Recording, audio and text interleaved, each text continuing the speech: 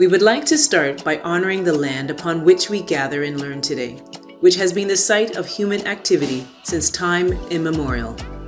It is a traditional territory of the Kalinago peoples, who were the indigenous inhabitants of Barbados. We honor their enduring connection to this land, their rich cultural heritage, and the contributions they have made and continue to make across the Caribbean. Today, we recognize and honor the invaluable contributions of our African ancestors to labor, whose resilience, strength, and ingenuity laid the foundation for many industries and economies worldwide. From their forced labor under oppressive systems to their enduring spirit of resistance and resilience, their sacrifices have shaped the world we inhabit today. We pledge to honor their memory by continuing to fight for justice, equality, and dignity for all workers, and by ensuring that their stories are remembered and their legacies celebrated. As good guests of these lands, we offer thanks to the Almighty, our ancestors, our elders, from who we learn. May their wisdom inform and guide our thoughts and actions towards a more just future. Thank you for joining us and welcome to our webinar exploring community land ownership and trust in Barbados. My name is Annette Power. I am the host for today, and I look forward to having an engaging conversation with you and our panelists. I was born and Bajan raised in Canada, but I look forward to working and speaking with as many Bajans locally as well as around the world about this important topic.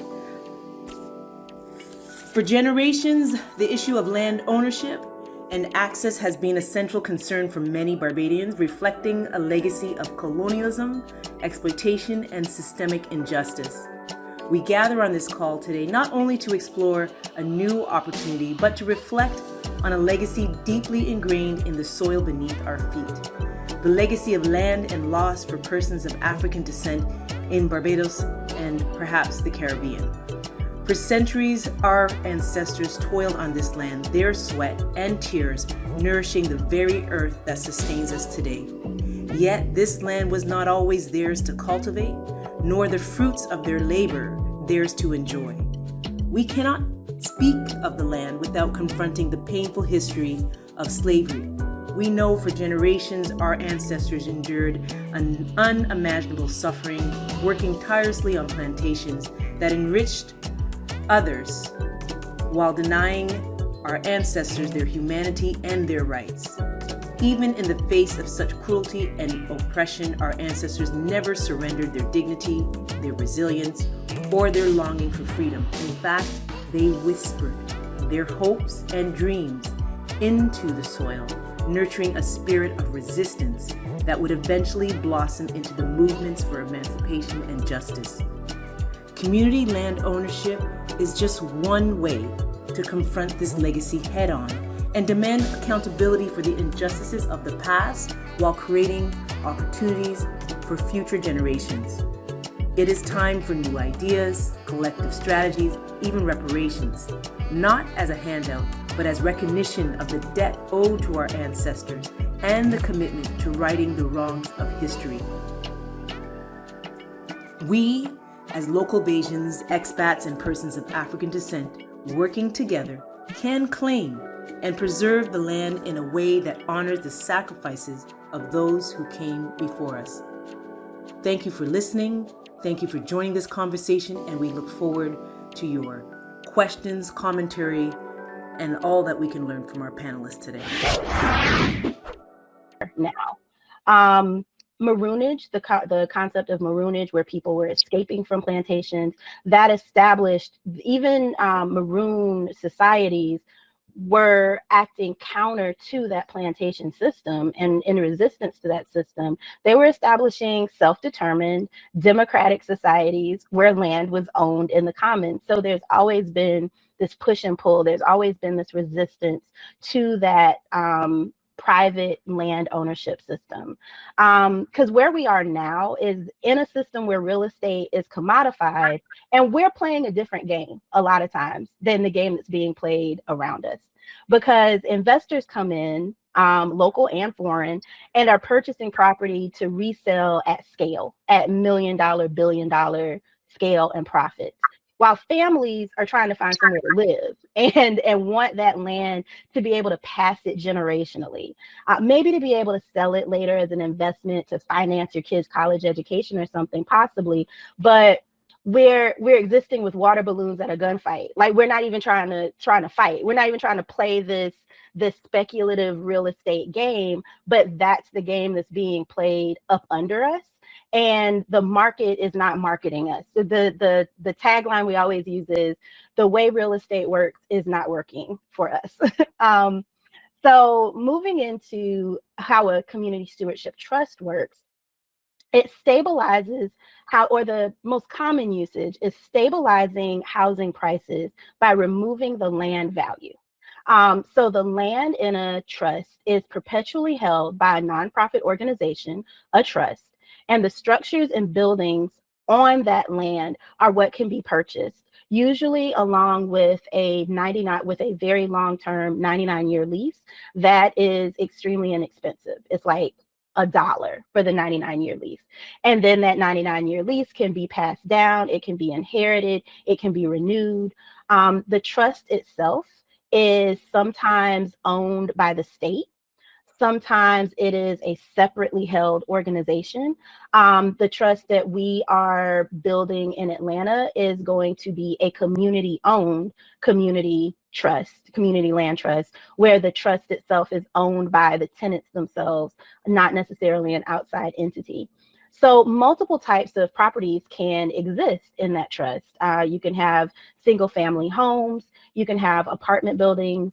The goal of most existing community land trusts is focused around home ownership and minimizing the barrier to home ownership by taking the land price down, so the housing becomes the only thing you're having to finance and pay for. But there's a growing number of community land trusts that are also focused on rental properties. Ours in Atlanta also is the first, I think, in Atlanta, and one of the first in the United States that has a rental property in it. We have an 9-unit apartment building that we're trying to figure out how to eventually turn that into a tenant-owned building that is also existing in this tenant-owned, community-owned land trust as well. What's possible in a community land trust? Housing isn't the only option. It's a huge one, but what's also possible is permanently affordable housing. And by affordable, I mean housing that does not take more than 30% of your income. It's housing that is stabilized in price, that your property taxes are not going to drastically accelerate. Your rent, if it's a rental property, is not going to drastically accelerate. What's possible is cultural preservation sites and retention of historically and culturally important sites that aren't necessarily housing, but properties that are maintained for the public good. Also ecological preservation and regeneration, ecologically sensitive sites that we don't want people building on the cliffs of Bathsheba. We don't want apartments there, because this is a space that the community has always held. We want that to stay in a community ownership space. That is really the strength of a land trust. And so another kind of underpinning of land trust is that property is held perpetually by the trust. It cannot be sold. If the entity that holds the land trust decides to sell it, it either has to, by covenant, by law, go to another nonprofit organization that will hold it in the same way, or it reverts to the state. but built into kind of the legal structure of a land trust is that that land is off of the speculative market. An individual cannot own it, buy it, sell it, play chess and checkers with it, fund their life with it, so forth. So the difference between, say, a land trust and government housing. Normally, when you have a land trust that is owned by, say, the local government, it's often, I don't want to say a public-private partnership, but there's an entity in between. There's a partnership of this trust and the local government that are kind of working together to manage and administer it. The difference there with government is usually government housing, at least in my understanding, my parlance of it, is the housing then is owned by the government. That is the entity that is holding not just the land, but also the housing itself, the buildings itself.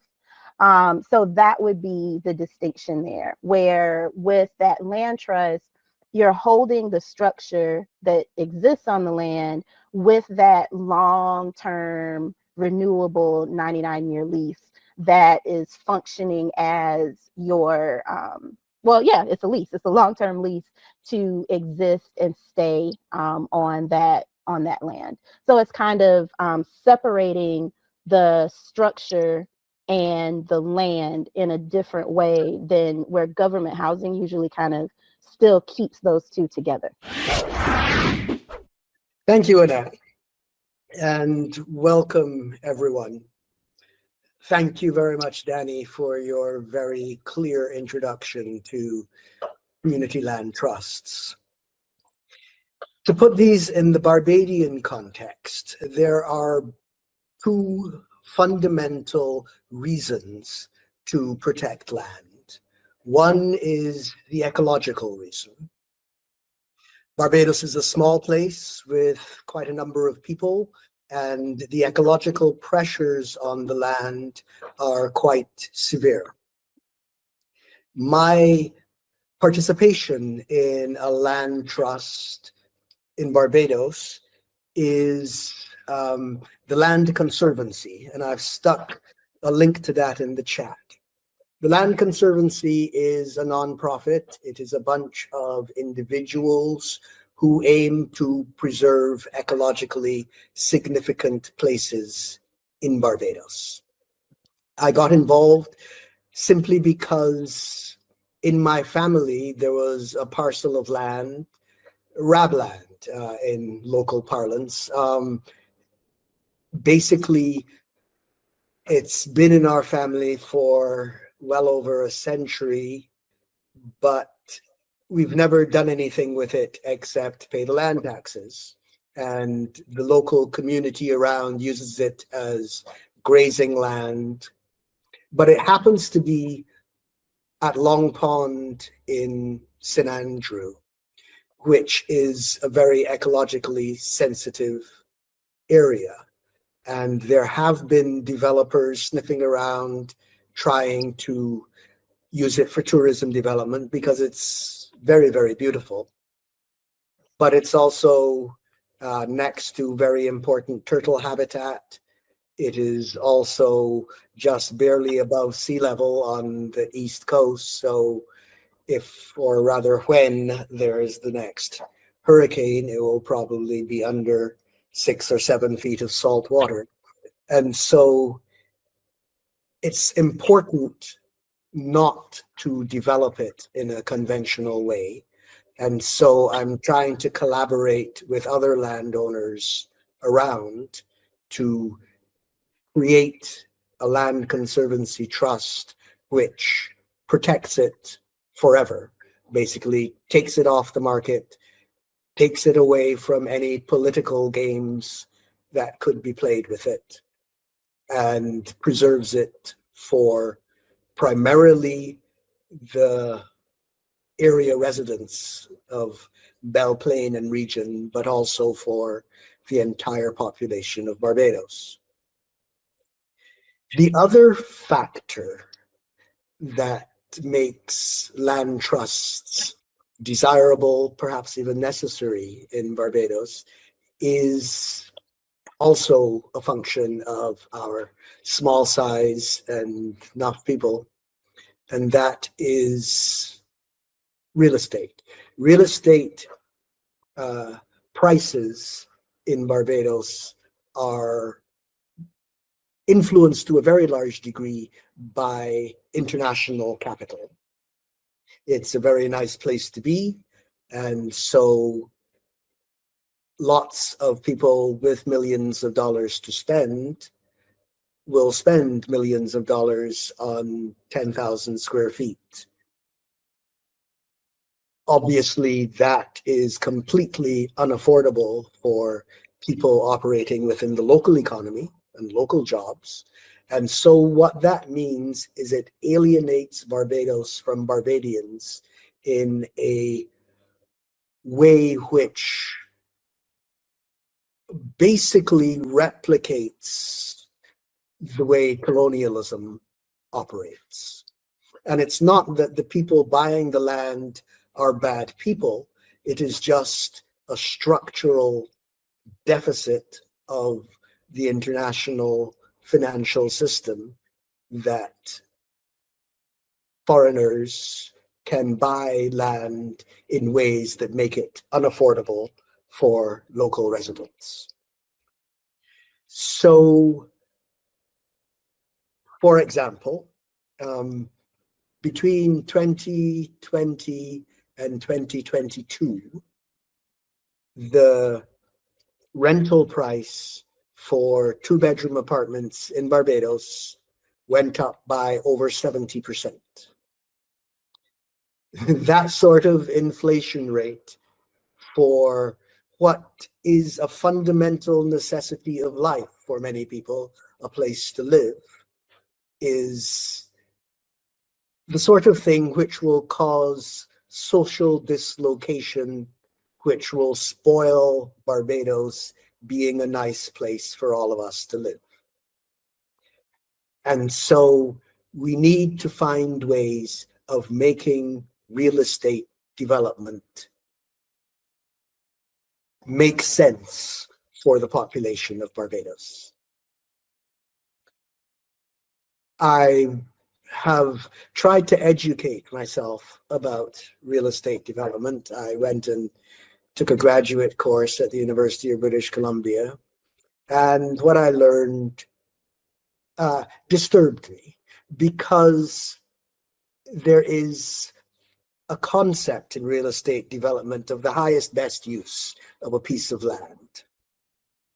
And this concept is built into the mentality of developers at such a deep level that they treat it as one of the holy commandments. But what it means in practice is that they conceive of the highest best use simply as the use that makes the most profit. And the use that makes the most profit for a very large proportion of Bajan land is to sell it to some millionaire from New York or LA or Paris. So that, to my way of thinking, is not the best use of our land. And so the community land trust structure is a way of removing some of our land from the real estate game so that it is preserved for actual Barbadians to live on. This isn't going to be easy because it requires probably new legislation. A community land trust is a nonprofit which is structured so that its governance, one, is controlled by the community. Two, its governance forbids sale of the land. So it can't, at any point in the organization's future, decide that it needs to pay bills, and so it's going to sell a piece of the land. And this has the effect of removing that land from the real estate commercial system. And I do not know how to fix the real estate commercial system. So I am reduced to trying to find ways around it. And community land trusts are one of the most powerful ways to avoid the damage that the real estate industry is doing to Barbados. I'll stop there and we'll continue with the other panelists. Good afternoon, everyone, and good night for some, or good morning. It's a pleasure to be here to take part in this conference. When Annette first approached me with joining, I was very reluctant because I told her we don't have a framework for CLT. I was asking other lawyers if they ever heard about it, and it was no other questions asked. So I'm sitting here and I'm learning, and obviously I hope with my experience I can bring some light or some input to these conversations. But yes, like I said, there's no framework in Barbados. I don't even think there's any Caribbean for CLT. I do believe there is room for it, however. We do have some form of land being offered to persons of low income, which will be through national housing, and also through the Tenantries Freehold Purchase Act will be properties that were on plantations and other types of properties that are offered to persons. After they've lived there for over 5 years, they can own the property for up to, I believe it's very, very cheap, $2 or $3 a month. They can own that property for very less than that period of time. And we shouldn't get carried away by the real estate in Barbados spoiling the island in that way, because majority of the real estate in Barbados that's sold to those millionaires and people overseas is the real estate on the coast, the South Coast and the West Coast. People that are looking for affordable housing, we shouldn't be trying to look for that housing on by a beach. It should just be somewhere that's adequately equipped with electricity, water, and provide good housing. And we have plenty of those places in the middle of the island, from St. Lucie, St. George, St. Thomas. And then on the East Coast, there's some places that are that will be available and adequate for persons who would need that land and that property. There's also, I don't know if any of y'all know, there's also National Trust in Barbados. I didn't add in my things to do in Barbados, but one of them is hiking. I hike nearly every Sunday with the National Trust in Barbados. They have a hiking association, and we go hiking, and it shows you different parts of Barbados. And that National Trust is organized to keep the heritage, what you have heritage sites in Barbados. They are run and protected and by the trust itself. So no persons can purchase them. They're funded by the government. And if there could be some, as you said, one of the panelists mentioned, it's also about not only about housing, but also those particular spots that have great heritage and great history in Barbados that can be preserved. So there's room, I believe there's room for CLTs in Barbados. How easy it is to get there is another question, because Barbados, as you know, we are governed by, we have freehold.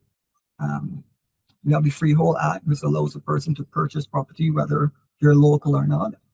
Persons can also lease, and there also the Trust Act, which allows a person to, an organization, to handle trusts for the management of anything in particular, land, property, income, and the only problem would be to try to tie those interests together and have some sort of framework that could be legally backed. But I don't see any room for not having it in Barbados. Anything is going to be beneficial to Barbadians, especially something like this. I can't see there being much pushback. Yes, that's my input for today. Thanks very much, and I'm really excited to be here today. With my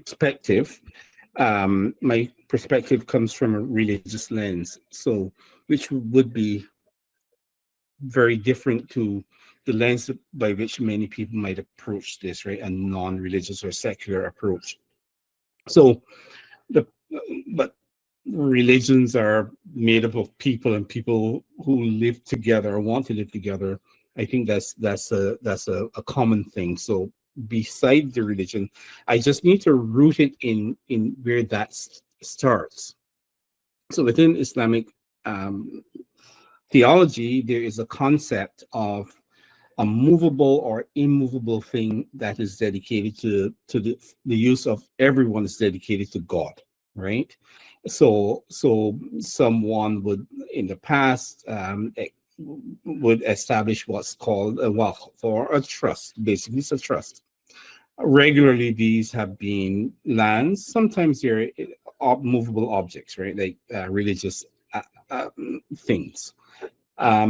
Just like churches have always existed, more or less, so from the beginning, and the lands on which they stand are dedicated to religion. In many places across the world, the spaces in which religious buildings can be built and religious activities be conducted they're zoned differently and at times taxed differently. So that's where the rooting of our particular project in Ontario is rooted in a parcel of property that no one owns, that is dedicated for God's use. Within for people who may understand or have a concept around Kwanzaa, the whole concept of Ujamaa, coming together for a collective economics. That's how Ujamaa is translated, really, but it comes from the word Jama, means to be together. So a grouping of people. So we have a religious grouping of people coming together to establish property where what can be done. The idea behind this our particular project in Ontario is not unique, neither is it new. For Muslims in North America to buy property in which to live, teach their children, have a healthy lifestyle, etc. This was started way back in the 1930s in the United States of America, and I'm not sure what happened with post the experience of slavery, but in the 1930s there was a large parcel of land bought, I would say Syracuse, but far north in New York, where a group of Muslims came together to buy property on which to live. People owned the homes that they lived in, but the land was owned by the trust in which it sat. What it does really is to create an environment where, and most of the time these properties are rural, and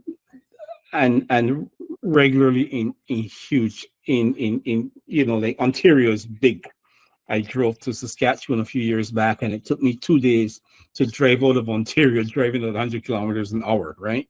So it's a huge place with lots of land, which is quite the different scenario for Barbados, which has a smaller land mass and a higher population density.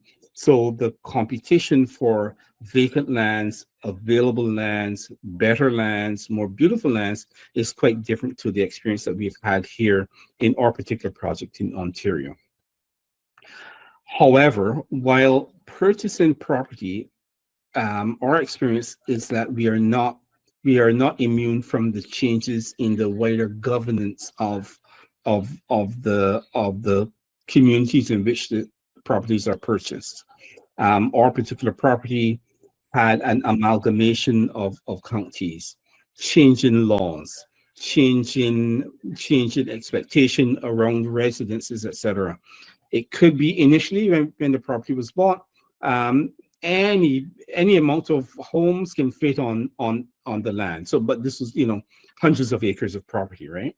But then things change. There was an expectation of a limited amount of properties can be placed on land.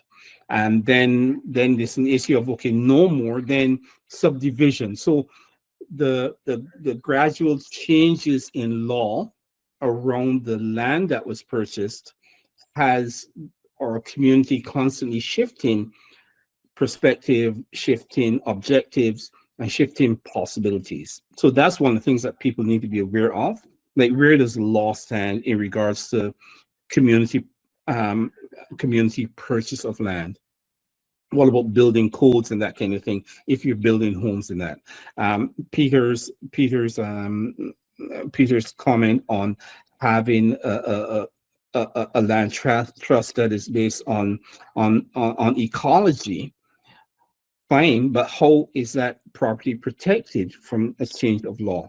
While we might say, well, the property can't be bought and sold, you have at least 99 years, what does the wider county, the wider state, the wider country that the land is situated in, what happens when the laws that impact on land ownership, land occupancy changes? However, I want to speak to also what this does for the people that are part of those projects, right? A sense of independence, a sense of like there's a greater, like you're not investing. Danny spoke of, housing where 30% of your income is spent on housing, right? Like we have a crisis in many Canadian cities where housing is almost unaffordable, right? And that's rental housing.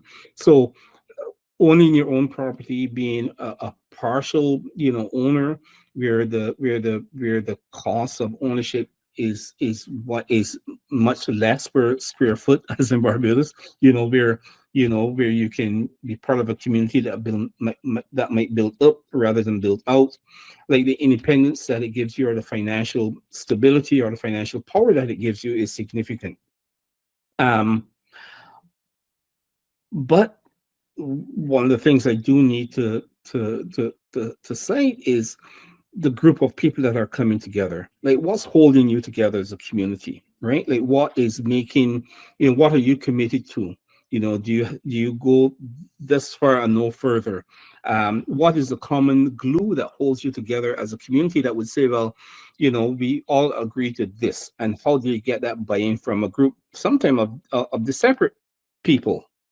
How does that group of people come together to say, well, this is what we want to establish. This is the contract that we will abide by, and this is how I am in, how, do I have a way out of this? And all those things need to be discussed before any group of people can come together to purchase property.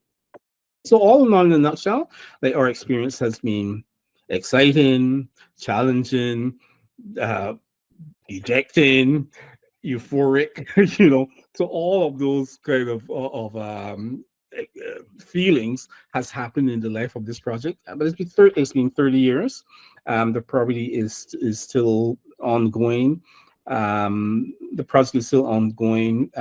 People have been born, raised, married, and parented on a property over 30 years. So it's there. And despite the challenges, but the sense that one has when, people talk about, owning a piece of the rock, for many people living in the diaspora, to have that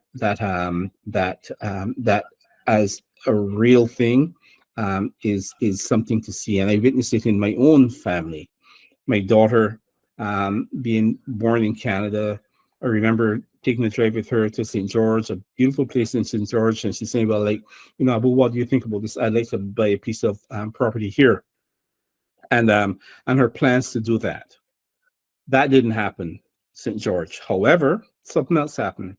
So she was able to purchase a small piece of property that she's about to develop. But what it did for her, as a young girl that visited Barbados when she was 8 years old and fell in love and did so many things after that to be a grown woman with enough money to buy a land, doing that, it was significant for her. And what it does for her as an individual, as the daughter of a Bajan and a Bajan herself with a passport now, it's tremendous. And I think that all of our children that are living outside of Barbados, and those of you who might have been born outside of Barbados but are Bajan, owning property in Barbados is significant. And I think that this is a real big opportunity for that to happen, and people should work really hard to make that happen. Thank you. I'm going to go as expeditiously as possible so that we can have some questions at the end. One quick thing we talked about, one of the things I like to do is listen to Daniel Harvey. That's my fiance's son, who has been nominated for Barbados Musician of the Year, by the way. I want to put that out there. But anyway, okay. Right quick. My start with CLT began because of my heritage and what happened in Elaine, Arkansas, where my grandfather, my great-grandfather, uncles, and my great-grandfather, great-uncles, were murdered during that massacre. So I became very impatient with people talking about reparations. I'm not a very patient person, I'll tell you that front. And I'm not very good at people telling me what I can't do. So I want to know what I can do.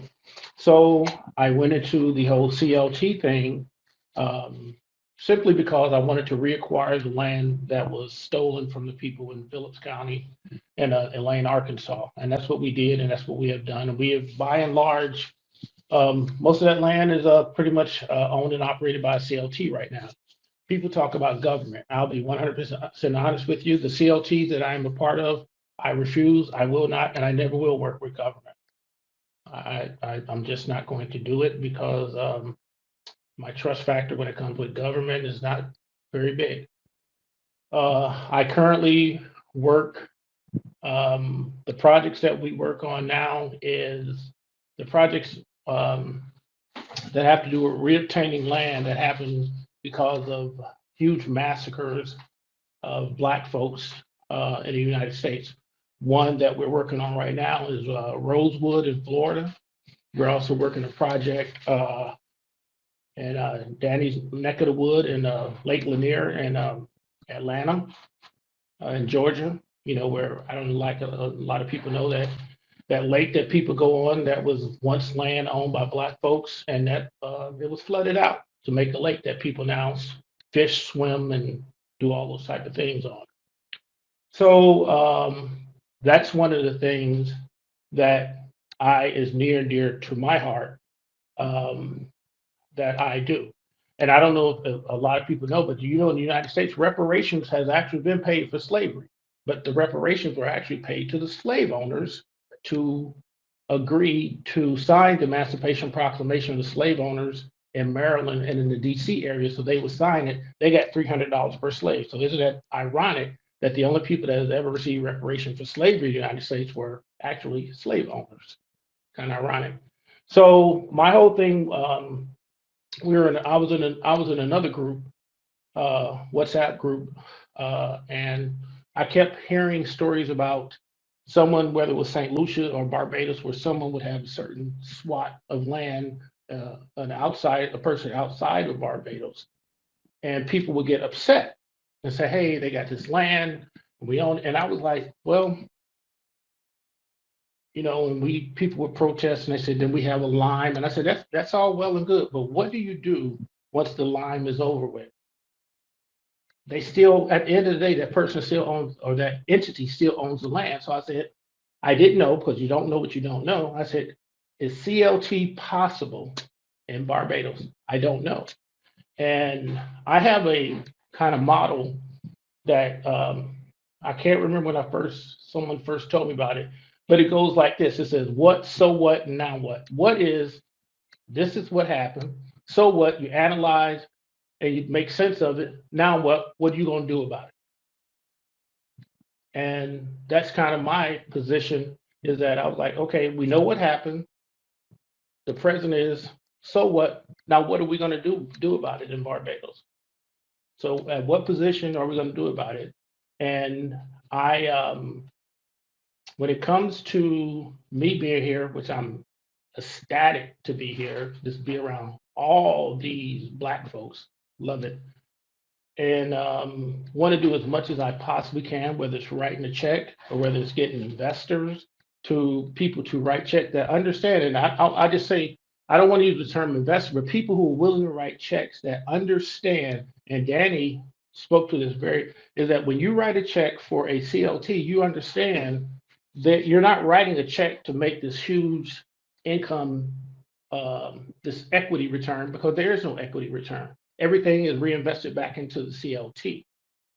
And I've been fortunate and I've been blessed enough to work with a lot of people who are willing to pay that money, and they're looking for other places other than the United States to put forth money into those efforts, simply because it's part of the diaspora. And that's pretty much all I want to add, because I know we're getting shorter time, so I want to make it down, dirty, quick, to the point, fast. But I'm working with a CLT right now in Pinellas County, Florida, where we got multifamily houses, we have rental units, we have single family houses right now that we have people in right now. So Danny will tell you one thing. You hear the passion in Danny's voice when you watch a CLT come to fruition, and you watch folks move in, and then you watch and you turn, and then folks get those keys turned over to them, and the look on that person's face and that feeling that you get when you just see that person, that they know that I got this home and I got this 99-year lease, and that this is mine and this is part of the community. You have no idea how heartfelt and how joyful that what that does for your spirit and what that does for your heart. And to know that you play just a tiny role in that. And that's the dividend that CLT pays. No, you're not. If you are looking to make a whole bunch of money off equity, then get off the call now, because CLT is not for you. But if you're looking to truly invest in your community and invest and be a part of a community, whether it's ecological, whether it's religion, whether it's just saving the cliffs of Bathsheba, man, this is what you want to do, and this is what you want to be a part of it. You want to talk about paying homage to our ancestors? This is the best way to do it, because this right here. This is telling you this is about us. It's not about I. Okay, and I'm done. Enough time for questions. Hopefully, I'm done. That's it. Thank you. Thank you, everyone, for those powerful statements and information and educating people on community land trusts.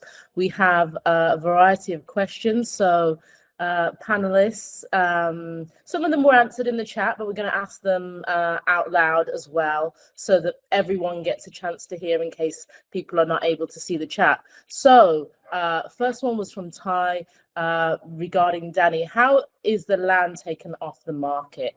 You mentioned that in your speech.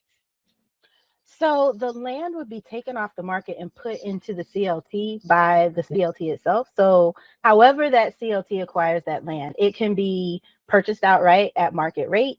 It can be granted by the government. A lot of times government-owned properties the local government will work with the CLT to put government-owned properties or properties that are in tax arrears that would normally be taken by the government and direct those to the CLT instead. But I would like Victor to speak to that as well. You just said it. One of the things that we have begun that we focus on a lot is when we focus on property that is in tax arrears, and we have found that property where you found really good, nice property that's economically feasible for the CLT to purchase. because we're just paying off the back taxes basically on that property. And then that has allowed us, and Danny will tell you, that allows you to accumulate a really a nice portfolio of properties for the CLT at a very reasonable price. So that's one of the, you know, we have people who their job is they're looking at those listings all the time, and things come up as far as being the tax arrears and saying, hey, here's some good property, here's some good property. And that's kind of doing, and we have actually, and Danny, I don't know if you've done it, we have actually on a couple occasions where we've taken property that was in the arrears and we found out a backstory from a family where the property had been in that family for a really, really, really, really long time. And basically, when we got the property we made that family part of the CLT. And guess who live in that property right now? They do.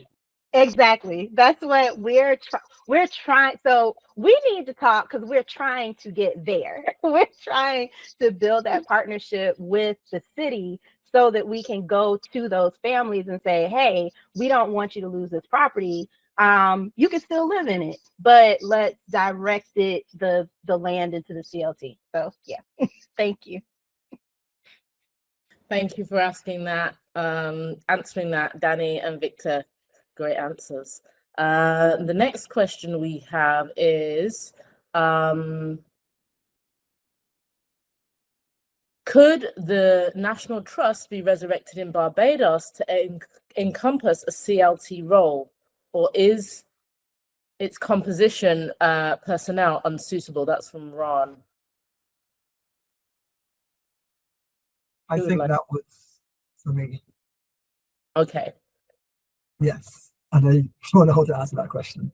I don't know if the National Trust is set up like that to deal, not yet, but not to deal with housing or CLTs. So I don't think that is is possible now. Okay, thank you, Kwame. Next question would be, how do you go about making a piece of property a community land trust property? That's from Juliet. I can say that it starts with building the entity that is the land trust. I mean, it can start there. It doesn't have to. I can say, like in our example, and again, Victor can chime in. We started our land trust before we had actually built the entity of the land trust. It was a partnership between 3 different entities in Atlanta. One was a tenants' rights organization that has done a lot of grassroots work. And then the guild is the developer who was going to acquire the property and then fix it up and, you know, to do the development side. And then there's a third organization who's kind of a convener of everybody that keeps everybody organized. So we just purchased the property. And I saw that someone asked, what's the smallest amount of land that would make it feasible for a land trust to exist? We started with 1 single family home. It's on a lot big enough that we can build, and we're going to build more housing on that same lot, but it's a single lot. And so that's all it takes to then structure the entity of the trust around it. One thing I was going to add is that I haven't really dived a whole bunch into it, but I started a little bit, is that in Belize, and Belize has a co-management framework that I began to look into a little bit. And I know I understand it's not Barbados, but I just wanted to see what other Caribbean nations may have in existence. And until I can get myself up to speed in what exists in Barbados, what potentially can exist in Barbados, and things of that nature. But I know Belize has something very similar to a CLT that is based on ecological, right now, co-management framework, that I was actually going to send Peter some information about. I just haven't had time to yet, because I know he's very big on the ecological piece for what he's looking at. but I know they have something. But right now, when it comes to Barbados, I don't know what I don't know.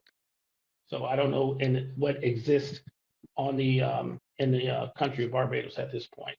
And I don't want to talk so much about what goes on in the United States, because this is not the United States, and I understand that. But I'm willing and have the capacity to lend resources, capital, legal resources, things of that nature, to do what has to be done in Barbados. So that's it. I wanted to add to that point of Belize. Also, there's a model of land being owned in the commons in Barbuda.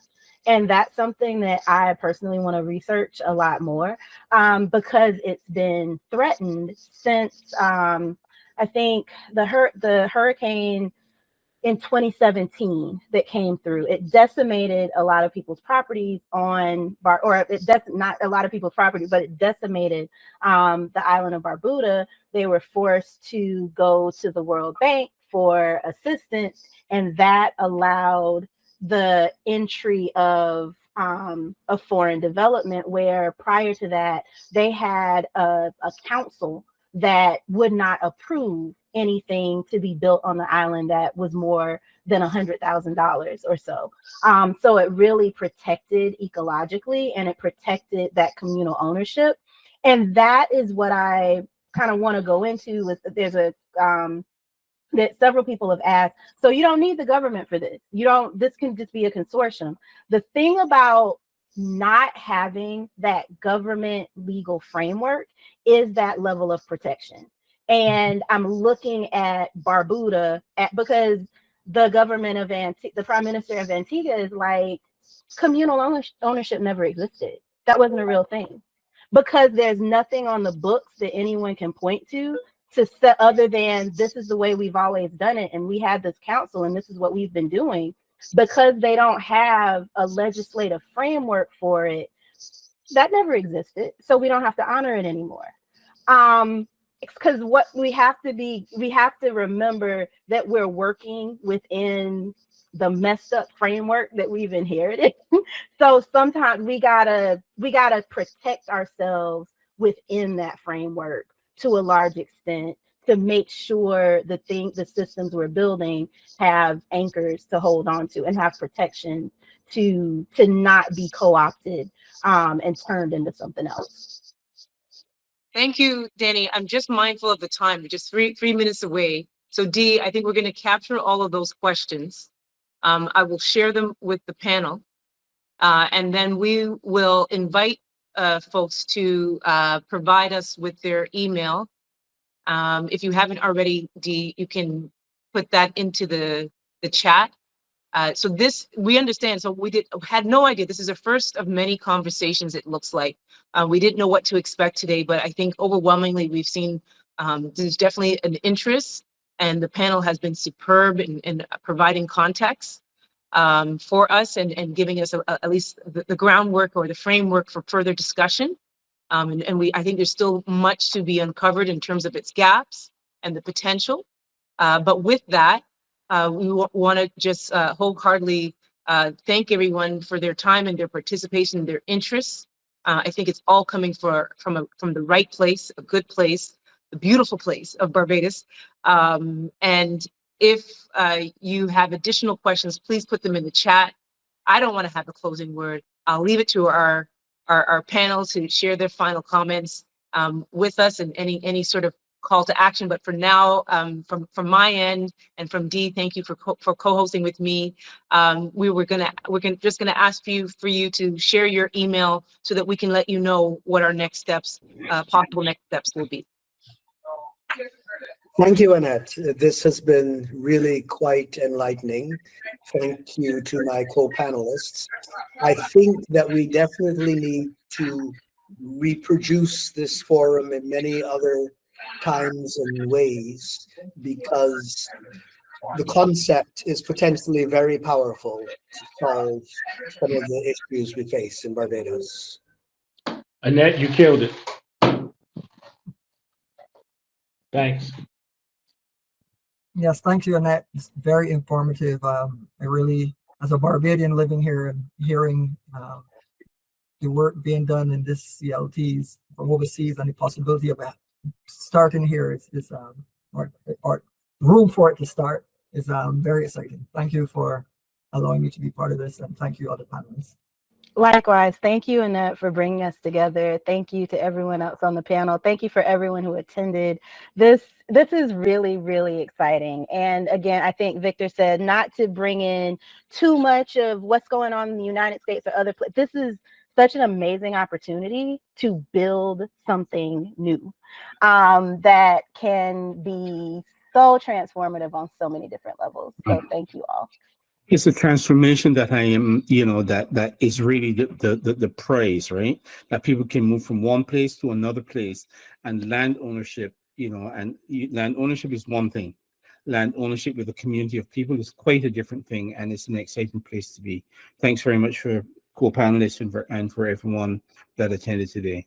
Thank you, everyone, for joining. Thank you to all of our panelists, and we appreciate this conversation. There's much more to come. Maybe this will spark a seed for you to begin looking into this, and we all still need to recognize that policy change has to happen. So that is going to be one of our steps that's really important on the island. But we just want to thank you all and wish you a good rest of your afternoon, evening, wherever you are in the world. Thank you, everyone.